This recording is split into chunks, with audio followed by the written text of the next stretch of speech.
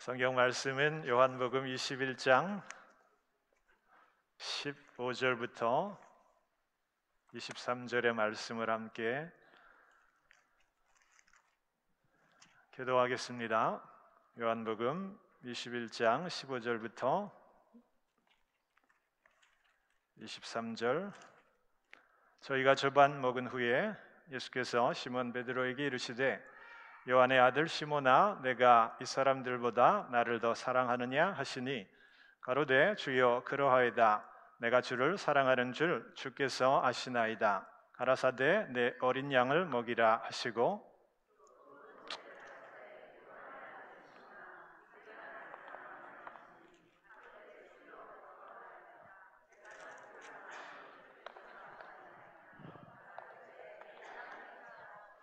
세 번째 가라사대 요한의 아들 시몬아, 내가 나를 사랑하느냐 하시니 주께서 세 번째 내가 나를 사랑하느냐 하심으로 베드로가 근심하여 가로되 주여 모든 것을 아시오매 내가 주를 사랑하는 줄을 주께서 아시나이다.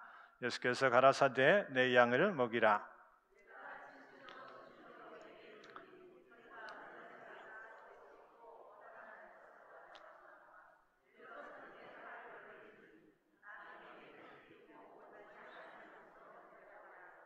이 말씀을 하시면 베드로가 어떠한 죽음으로 하나님께 영광을 돌릴 것을 가리키심이로라.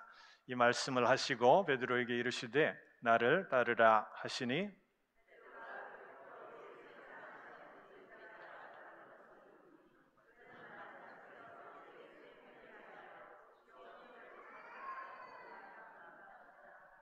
이에 베드로가 그를 보고 예수께 여짜오되 주여 이 사람은 어떻게 되겠사옵나이까?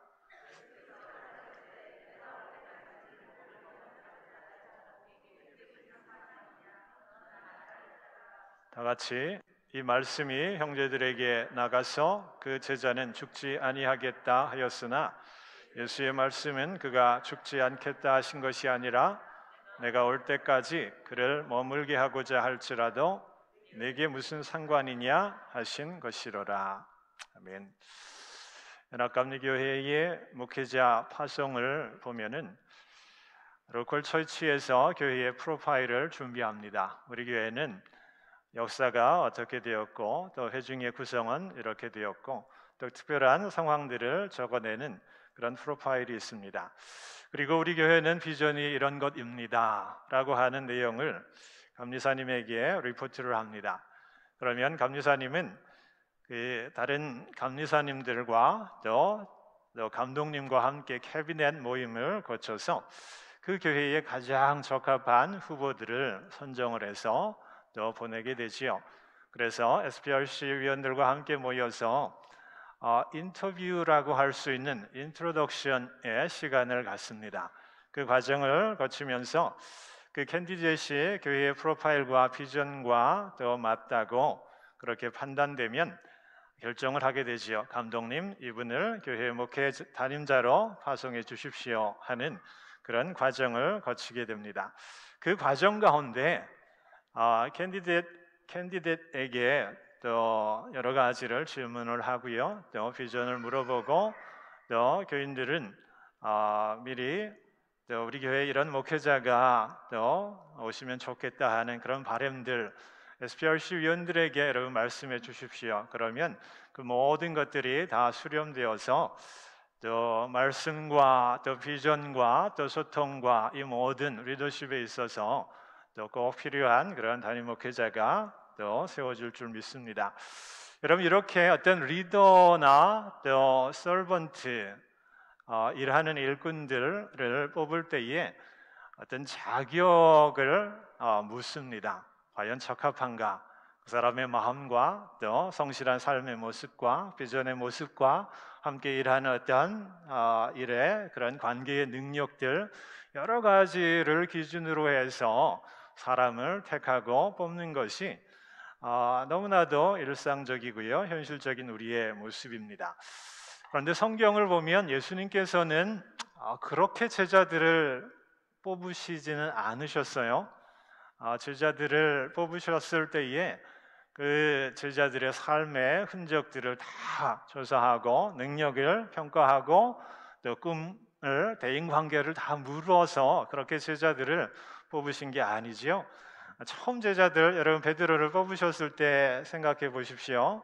밤새 고기를 잡는데 허탕을 치게 됩니다. 그래서 새벽녘에 깊은 데로 가서 물고기를 잡으라 했을 때 그 제자들이 그 말씀에 순종하면서 그 경험을 하지요. 그 말씀의 능력을 경험하고 이분이 정말 따를 만한 그런 분이구나, 그렇게 순종하는 그 모습을 우리들이 압니다. 성경에는 자격과 기준을 이야기하고 있지 않지만 그것을 보면은 순종이라는 게 하나의 기준일 수도 있었겠구나 하는 것들을 우리들이 알 수 있는데, 여러분 오늘 말씀 앞부분에는요, 이 처음 제자를 불렀을 때처럼 예수님이 제자들을 또 찾아가는 그런 상황을 보여주고 있어요. 베드로와 몇몇 제자들이 부활의 주님을 만났어요. 또 새로운 시대가 열렸고 새로운 능력으로 어떤 꿈들을 갖고 뭔가를 해나가는 데 있어서 함께 그 마음 모으고 뜻을 모아야 함에도 그들은 다른 생각을 합니다. 베드로와 도마와 나다나엘, 또 세베대의 아들들, 다른 제자들이 물고기 잡으러 간다라고 하는 그 일에 하나가 되는 것들을 보게 됩니다. 지금 이때가 물고기 잡으러 갈 때가 아니거든요. 이제 부활의 시대가 열렸고 하나님의 뜻 가운데 새로운 어떤 사명을 붙들고 기도하면서 계획을 세우고 그래야 할 형편인데 물고기 잡으러 갑니다. 그래서 밤새 또 물고기를 잡으려 하지만 역시 잡지 못해요. 허사가 되고 아침녘에 부활의 주님이 그들을 찾아서 이번에는 오른쪽으로 그물을 던지라 합니다. 그랬더니 또 많은 물고기, 세어보니까 153마리 정도의 물고기가 잡히는 그 경험을 하게 되지요. 이 처음과 동일한 세팅을 설정하시면서 제자들을 부르신 그 예수님, 이제 새롭게 그들을 찾아가서 제자로 다시 택해서 새 일을 시작하겠다라고 하는 그러한 의도가 있고요. 그런 마음으로 그들을 찾아가십니다. 그래서 이번에는 조금 더 예수님이 더 서브를 합니다. 그들을 위해서 아침까지 준비해서 빵과 생선으로 다른 건 다 묻지 않아요. 그냥 잘 대접함으로써 또 그들을 다시 또 만나고 그들에게 새로운 것들을 꿈꾸게 하시는 그런 일을 행하시지요. 한 가지 아주 특별한 그런 모습이 있는데, 이 베드로를 향해서 아침 먹은 후에 예수님이 아주 인텐시브하게 인터뷰를 하고 있는 것을 보게 됩니다. 질문을 던져요. 아주 어려운 질문을 예수님께서 이 베드로에게 하시는 것들, 우리들이 오늘 읽은 그러한 말씀의 내용입니다. 좀 다르지요? 처음 제자 베드로를 이렇게 불렀을 때에는 인터뷰라는 게, 질문이라는 게 없었어요. 그냥 사람 낚는 업으로 너를 초대하니까 부르시면 응답하라, 이게 명령하다시피 그를 이렇게 뽑으셨는데, 이 두 번째 베드로를 찾아서 질문을 하세요. 어찌 보면 인터뷰와 같은 그러한 모습이지요. 먼저 이 인터뷰 과정을 우리들이 좀 들여다볼 때에 특이한 게 있죠. 베드로를 베드로라 하지 않아요. 이 베드로는 예수님이 시몬에게 지어준 아주 특별한 이름이거든요. 굉장히 영광스러운 이름이에요. 가이사랴 빌립보에서 많은 이들이 예수님에 대해서 이렇게 선지자다, 또 엘리야다, 또 이렇게 이야기할 때에 이 베드로만은, 시몬만은 주는 살아계신 하나님의 아들입니다. 정확하게 예수님이 누구인지를 또 고백하고 또 믿었기 때문에 그 별명을 지어준 거거든요. 베드로, 반석이다라고 예수님이 친히 지어준 그 이름이에요. 그 이름 예수님이 알고 있기 때문에 그 이름으로 불러야 하는데 그 이름으로 부르지 않고요, 요한의 아들 시몬아라고 그렇게 부르는 것을 보게 됩니다. 한 번이 아니라 계속 3번 요한의 아들 시몬아라고 그렇게 부르는 것, 여러분 의도가 있어서 이렇게 부르는 것이지요, 몰라서 까먹어서가 아니에요. 그러니까 예수님이 그 지어줄 때의 그 어떤 믿음의 확고한 그런 베드로의 모습이 아니라 예수님이 고난과 십자가를 거쳐가면서 이 반석과 같은 흔들리지 않는 믿음을 지녀야 할 이 베드로가 그 이름값을 하지 못했다라는 것이요, 흔들렸어요. 예수님 부인했어요. 예수님을 또 먼발치에 그렇게 바라봤어요. 예수님의 고난에 참여하지 못했어요. 여종 앞에서도 또 자기가 예수를 따르는 이가 아니다라고 그렇게 가볍게 그렇게 자기가 그렇게 대처했던 것들을 주님이 알고 계셨다라는 것이요. 그래서 그를 대할 때에 의도적으로 시몬 베드로야라고 하지 않습니다. 예전에 믿음 없는 그때의 본래적인 그러한 모습, 사회적으로 살아갈 때의 그 모습, 그의 출신과 배경을 알려주는 그냥 요한의 아들 시몬아라고 그렇게 부르고 계시는 것을 보게 됩니다. 그의 약함을 아셨어요. 그의 부족함을 아셨어요. 그의 한계를 아셨기 때문에 그 아시는 그 마음, 그 표현으로 요한의 아들 시몬아라고 그렇게 부르시는 것을 보게 됩니다. 여러분, 면접관인 이 예수님께서 자신을 그렇게 부르고 있다라는 것을 베드로가 느꼈다면, 여러분이 베드로라면 어떤 느낌이었을까요? 뭔가 좀 찔리고 뜨끔거리고 또 이 얼굴이 뜨거운 그러한 상황이었지 않았을까요? 여러분, 이런 상황 가운데 베드로에게 세 가지의 그런 질문을 예수님께서 그에게 하는 것을 보게 됩니다.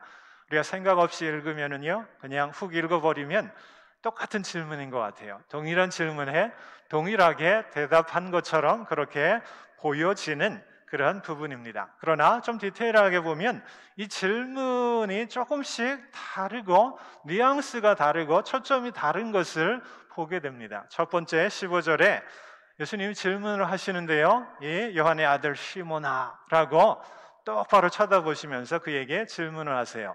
내가 이 사람들보다 나를 더 사랑하느냐?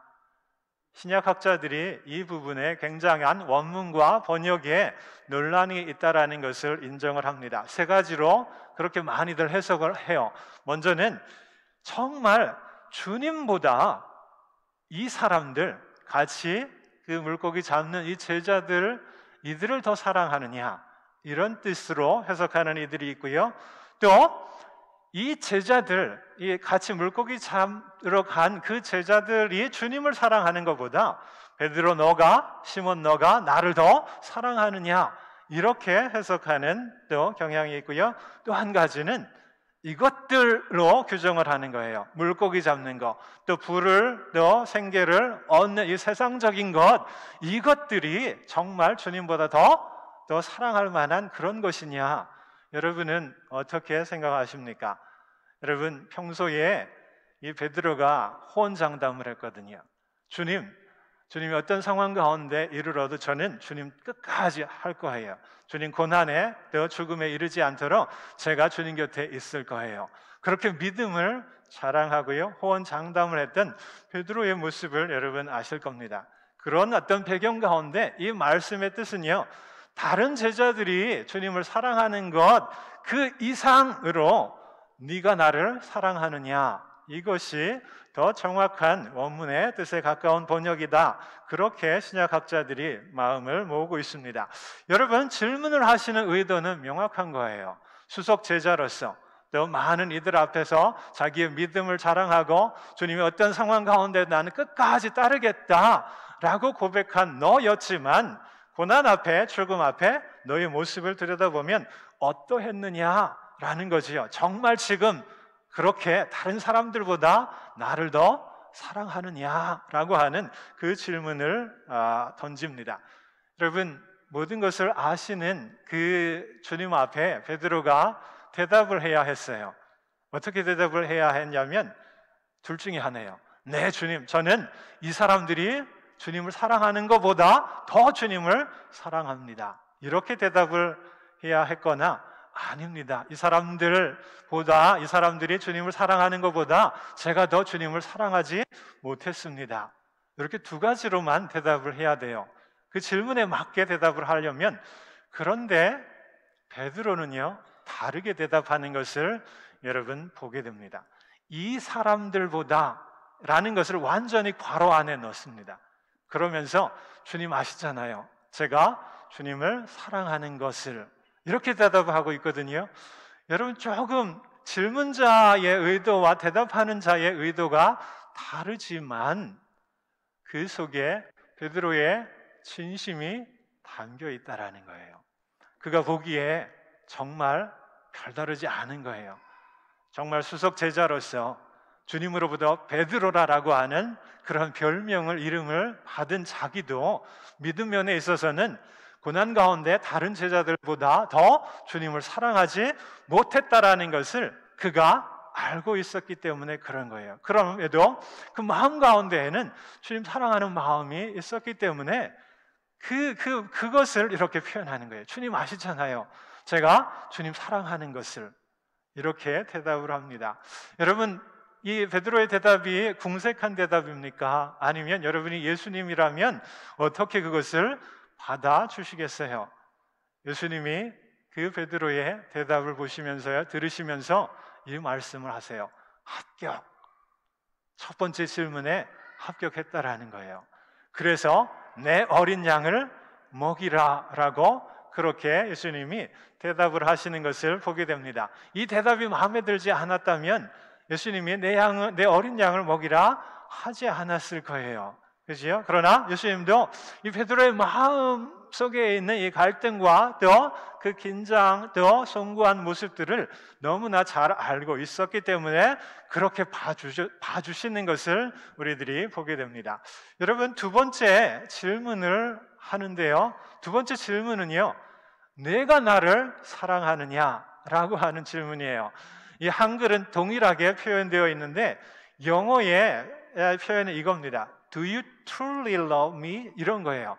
그러니까 영어의 truly라고 하는 그것이 한글 번역에 있어서 생략이 되는 그 과정을 우리들이 보게 되는 거예요. 영어에는 있는데 한글에는 빠져 있는 거예요. 정말로 진심으로 진짜로 나를 사랑하느냐, 이렇게 질문을 할 때에 한글 번역은요, 그 정말로 진심으로 진짜로 이것을 빼버리고 그렇게 번역을 했다라는 거지요. 여러분, 베드로가 이 질문을 받았어요. 정말로 진심으로 나를 사랑하느냐 했을 때에 베드로의 마음이 어떠했을 거라 여러분 생각하십니까? 그 자신도 생각이 있고 자기가 행한 바가 있기 때문에 이 대답에 이렇게 대답을 해야 합니다. 정말 내가 주님을 사랑합니다. 또는요, 아니요, 정말 진심으로 사랑하지 못했던 것 같아요. 그렇게 두 가지로 대답을 해야 하는데요, 이번에는 베드로가 또 동일하게 이 truly라는 것을 빼버리고 대답을 합니다.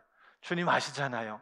제가 주님 사랑하신다라는 거, 주님 사랑한다라는 거 주님 아시잖아요. 이렇게 그가 또 대답을 하는 거예요.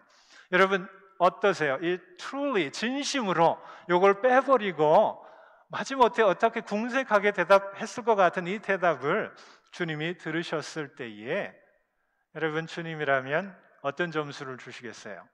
두 번째에 이 대답에도 주님은 합격이라고 하는 그 점수를 주십니다. 그러면서 내 양을 돌보라 라고 또 위임하는 것을 보게 됩니다. 정말 진실되고 진짜의 사랑이라면 주님 버리지 않았을 거예요. 부인하지 않았을 거예요. 도망하지 않았을 거예요. 그죠?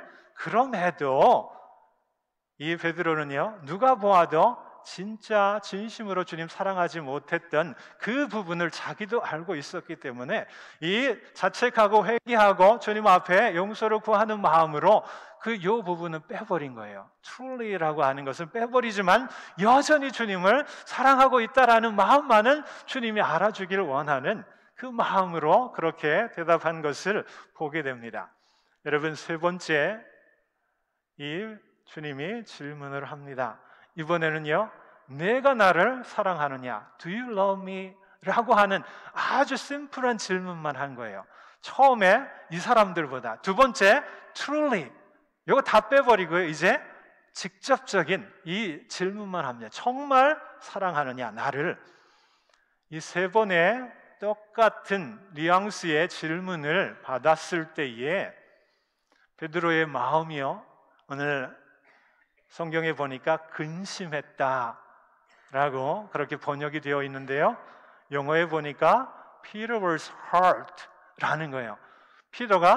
이 베드로가 마음이 상한 거예요. 감정이 안 좋은 거예요. 상처받은 거예요.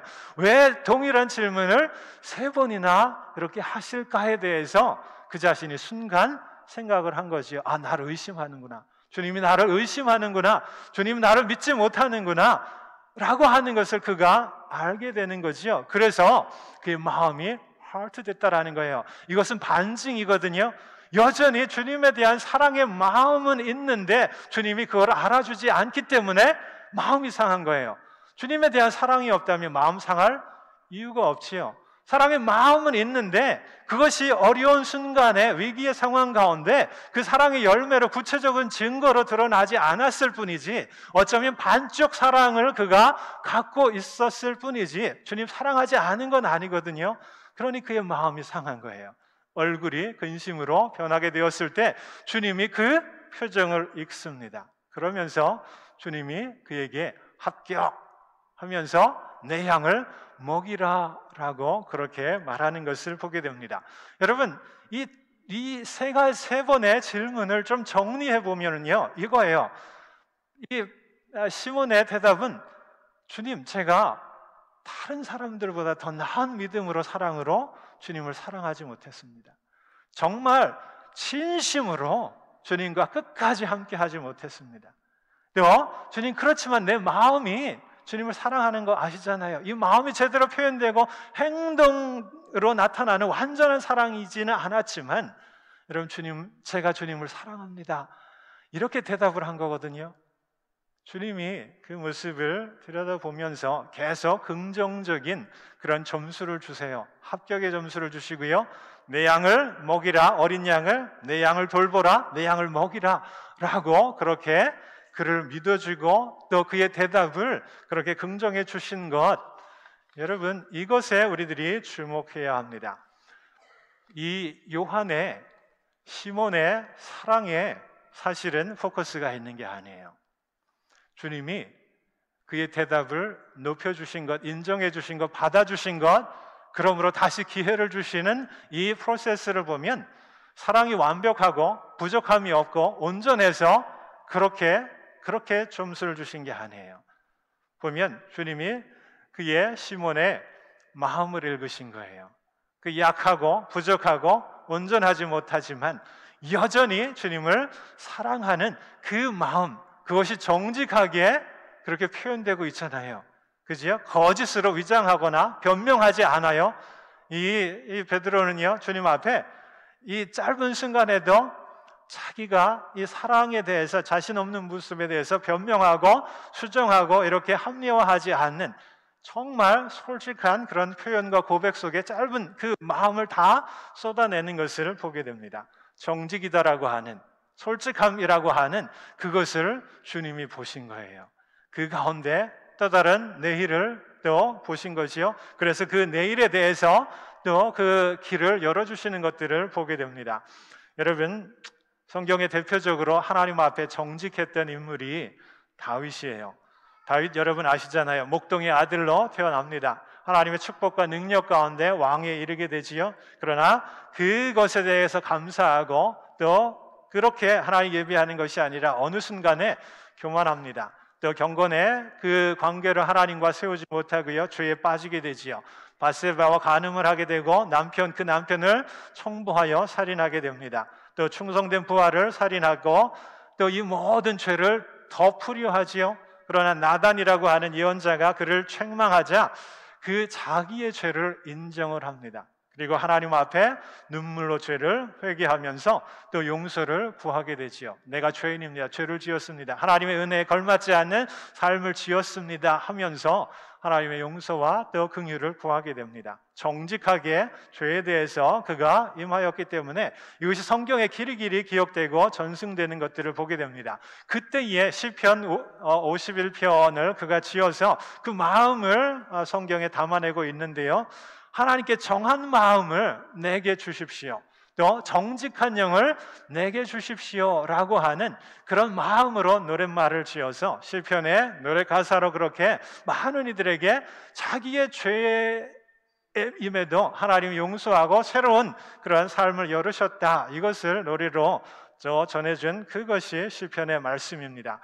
여러분, 그래서 열왕기 상에 다윗이 햇사람 우리아의 일 외에 평생에 여호와 보시기에 정직하게 행하고 자기에게 명하신 모든 일을 어기지 아니하였다라고 하는 기록이 있어요. 하나님 앞에 정직한 게 여러분 쉽지 않은 거지요. 내 모든 걸 다 알고 계시기 때문에. 그러나 그 때문에 우리가 정직할 수 있다라는 거예요. 우리가 하나님 앞에 정직하다면 하나님 우리의 연약함에도, 사랑 없는 모습에도, 불완전한 모습에도, 실패한 모습에도 다시 기회를 주시고 다시 우리를 통해서 뭔가 새로운 일들을 해 나가신다라는 것, 이것을 우리들이 본문의 말씀 가운데 우리들이 찾아볼 수 있는 하나님의 은혜이지요. 여러분, 부활의 주님의 또 음성을 다시 들어야 할 이 부활의 시즌을 저희들이 또 살아가고 있습니다. 지금 이 시간에 주님께서 여러분에게, 우리들에게 이 질문을 하신다면 여러분 어쩌시겠어요? 이 사람들보다 나를 더 사랑하느냐? 진실로 나를 사랑하느냐? 나를 사랑하느냐? 우리들 각자에게 이 질문을 여러분 하신다면 나는 어떻게 반응할까요? 조금 주님 사랑하는 데 있어서 좀 굉장히 추상적이고 애매모호한 부분이 있어서 답하기가 쉽지 않을지도 모르겠어요. 주님을 사랑하는 많은 표현들이 있고요. 그 가운데 여러분 교회를 사랑하는 그 모습으로 주님 사랑하는 것을 우리가 증명할 수 있다라는 거예요. 여러분, 우리가 어떤 교단이나 조직이나 또 어떤 인원수나 또 어떤 활동의 면에서 교회를 생각할 수 있어요. 제도교회를 생각할 수 있고 현실교회, 현대교회를 생각할 수 있어요. 그러나 저와 여러분, 그런 어떤 보여지는 그러한 교회가 아니라 정말 우리 안에 한 분 한 분이 연결되어서 하나님 주신 은혜와 사랑으로 또 세워지는 우리 안에 거룩한 공동체, 이것이 정말 교회이고요. 또 이것이 우리의 믿음으로 고백할 때는 주님이다라는 거예요. 그래서 성경은 주님의 몸된 교회다, 머리가 되신 그 교회를 그렇게 말하고 있습니다. 주님은요, 보여지는 교회를 통해서 우리에게 또 우리와 함께 또 우리를 통해서 일하고 또 일하기를 원하시고요, 또 우리를 사용하기 원하십니다. 우리가 이런 고백으로 교회를 생각했으면 좋겠어요. 우리 교회는 사람들의 모임이 아니다라는 거예요. 그냥 우리 안에 우리의 생각과 경험과 믿음과 지혜가 총합이 되어서 만들어진 우리의 모임이 아니다라는 거예요. 이것은 우리의 모임 가운데 주님이 함께하여 주시고요, 이 교회가 주되심을 고백하는 게 가장 귀한 가장 귀한 교회의 고백이고 믿음의 고백이다라는 거지요. 여러분, 주님 사랑하십니까? 이 질문을 우리가 쉽게 대답할 수 없어요. 그러나 여러분, 교회를 사랑하십니까? 교회가 주님 주되심을 고백하면서 교회를 위해서 기도하고 헌신하고 사랑하고 애쓰고 마음먹고 또 함께 나아가는 그 모습으로 사랑하십니까? 할 때에는 우리들이 쉽게 대답할 수 있는 부분이 있다라는 거예요. 여러분, 올 초부터 우리 교회가 어려운 그런 시간들이 있어 왔습니다. 어느 때보다 기도가 필요하고요, 서로가 격려가 필요합니다. 마음 모으는 것이 필요합니다. 또 지혜를 모으는 것이 필요합니다. 재정적인 어려움도 극복하는 것이 필요합니다. 여러분, 우리 이런 상황 가운데에 교회를 사랑하십니까? 되돌아보면서 주님을 사랑하는 것과 관련지어서 우리의 마음이 어디 있었고 우리가 무엇을 해왔는지 그것으로 교회를 사랑하고 주님을 사랑한다라고 대답할 때에 우리에게 부족한 많은 모습들이 있는 것 주님 앞에 고백했으면 합니다. 기도해야 하는데 기도하지 못했어요. 마음을 서로 하나로 해야 하는데 또 하나 하지 못했어요. 또 서로 격려해야 하는데 사랑으로 끌어안아야 하는데 그러하지 못했던 부분들 있었다라는 거지요. 너무 힘들어서 외면한 모습들, 너무나 해답을 찾기 힘들어서 또 방관했던 그러한 모습들, 문제를 해결하려다 더 큰 어려움 가운데 힘들어했던 그런 모습들조차 우리 가운데 있었다라는 거예요. 여러분, 주님 앞에 시몬의 그 사랑이 부족하고 온전하지 못하고 마음뿐이었던 그 사랑이었던 것처럼 주님의 몸된 교회의 고난 중에 우리가 교회를 생각할 때에 우리의 믿음과 사랑이 부족했다라는 거예요. 평소에는 우리의 믿음이 좋은 것 같았어도요, 이 고난 중에 자랑할 만한 우리의 믿음과 사랑과 헌신, 이 모습 내 안에 찾아보기 힘들었다라는 거예요. 여러분, 더 기도하고 또 애쓰고 마음 나누고 이런 모습 감당하지 못했던 우리의 부족함이 우리 가운데 있을 때에 주님께서 우리에게 물어보실 때 나를 사랑하느냐, 교회를 사랑하느냐, 이런 것과 연결되어서 우리의 모습을 베드로의 모습 가운데 또 찾아보았으면 좋겠습니다. 여러분, 부족함이 있어도 약함이 있어도 솔직함으로 주님 앞에 설 수 있는 우리들이 되어야 우리를 통해서 제2의 또 다른 기회와 제2의 사역들을 하나님이 행하고 이루신다라는 거예요. 이미 다 알고 계시기 때문에 여러분, 숨기지 마십시오. 주님 앞에 내 모습이 이랬습니다, 내 사랑이 이랬습니다, 내 마음이 이랬습니다, 내 헌신이 이랬습니다 라고 주님 앞에 솔직하게 나아갈 때에 우리의 부족함이 있어도 약함이 있어도 합격이라고 하는 그 대답을 우리에게 주실 거예요. 그러면서 양을 돌보라, 교회를 더 섬기라 하는 특별한 위임을 우리 가운데 허락해 주실 줄 믿습니다. 다른 모든 것 뒤로 하고요, 사랑과 믿음과 헌신과 이런 거 다 뒤로 하고 지금 이 순간은 하나님 앞에 정직의 모습으로 내 모습을 또 보여드리고 고백하고 하나님 앞에 서는 것이 또 다른 시작을 예비하는 그 기림을 오늘 말씀을 통해서, 베드로를 통해서 함께 나누었습니다. 여러분, 하나님 아시거든요. 다른 사람은 몰라요. 사람들은 몰라요. 그러나 하나님 내 모습 아세요. 이 주님의 몸된 교회가 어려움을 겪으면서 또 거쳐 나올 때에 또 내가, 내 마음이 어디에 있었고 내가 무엇을 했는지 주님 다 아세요. 여러분, 부끄러운 부분도 있고 또 당당하지 못한 부분이 있고 또 숨고 싶은 부분도 있어도 하나님 아시기 때문에 여러분, 당당하게 나아가십시오. 우리 하나님 앞에 정직으로 내 모습 놓고 기도하면서 나아갈 때에 한 분 한 분 모아서 우리 전체의 그 모습을 보면서 하나님께서 또 다른 기회를 우리에게 허락해 주실 줄 믿습니다. 내 양을 먹이라, 치라, 이 음성이 우리 가운데 다시 들려지기 원하고요, 하나님 앞에 다시 우리가 설 수 있기를 원합니다.